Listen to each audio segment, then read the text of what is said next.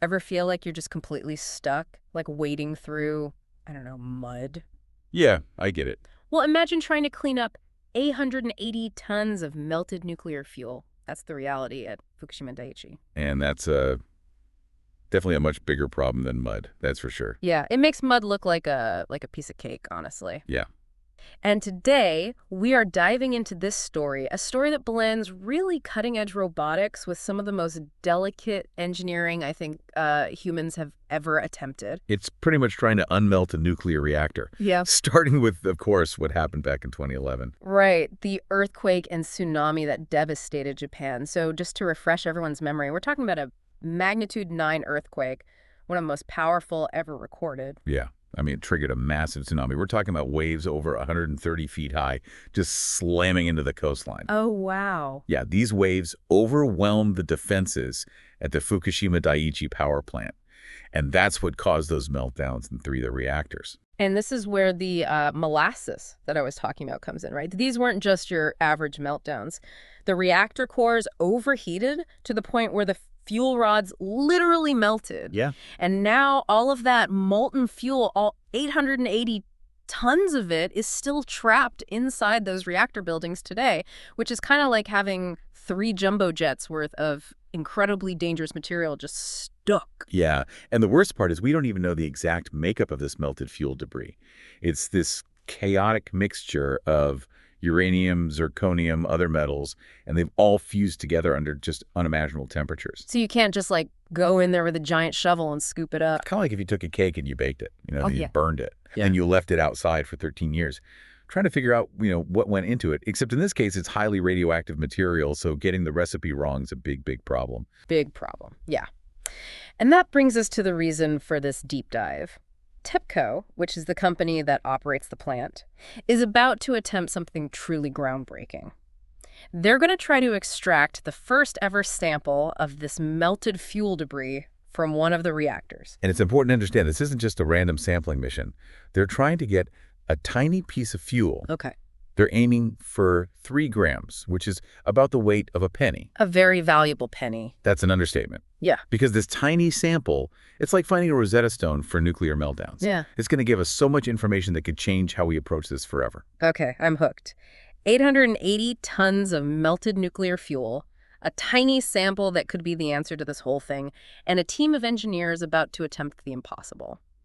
Where do we even begin with this? So we've got this massive cleanup on our hands. Like, how did they even start to tackle this? Well, like any good engineer, they brought in the right tools. Okay. In this case, that meant building a robot. Oh. Not just any robot. This thing is specifically designed for this really hazardous radioactive environment. Okay, so, what are we talking about here? Does it have a little hazmat suit? It would have been nice, right? Yeah. This is a 22-meter-long robotic arm. That's like the length of a bowling lane. Wow, okay. Weighing 4.6 tons. Okay. It has 18 degrees of freedom, which I don't even know if I can picture that. Yeah, break that down for me. What does that even mean? So essentially, it can move in more ways than you can probably imagine, all while working inside this, damaged reactor. So this is all happening inside the reactor? It has to. Okay. That's where the fuel is. So, what does that even look like? Are we talking about, a tiny little claw? It's more complicated than that. Okay. It has these telescopic stages, so it can extend and retract, and then at the end is a wand. Okay. It has cameras and a tiny gripper. So they're controlling this thing remotely? Exactly. That's actually, that plays into one of those setbacks. Oh, right. Yeah. What happened? So it turns out that 2 of the 4 cameras on the wand, they stopped working. Oh, no. Yeah, because of radiation exposure. Oh, wow. They think it's temporary, they think the charge will drain, and they'll be good. But it just shows you how difficult this is. Yeah, if the camera can't even handle the radiation, that's a little scary. Yeah. So we've got this robot, we've got the fuel.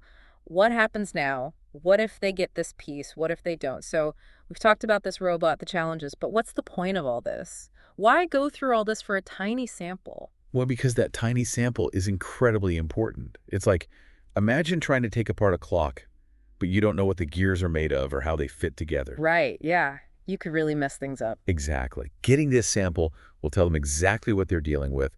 How hot did the meltdown get? How did the materials interact? How stable is this stuff? So it's not just about cleaning up, it's about understanding it. Yeah, and that's going to be crucial for figuring out how to remove the other, almost 880 tons of it. Right. And this is where it feels like the stakes get really high. I mean, if this retrieval goes well, it could change everything about this cleanup.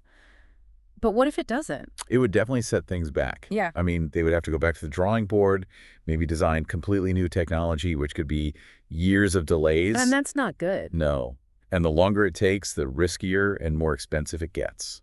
And it's not just a risk for Japan either, right? Right. This is a global issue. Everyone is watching this. It really makes you think about the challenges of nuclear energy. It shows that even with our best technology, we're still dealing with the consequences of these choices. Yeah, consequences that are way more complicated than we probably ever imagined. This isn't just about a robot or a power plant. It's really about us, the choices we make, and the challenges that come with them. And the ingenuity we need to fix them. Exactly. It's a story that's going to keep going for a while, and one that I think we can all learn something from.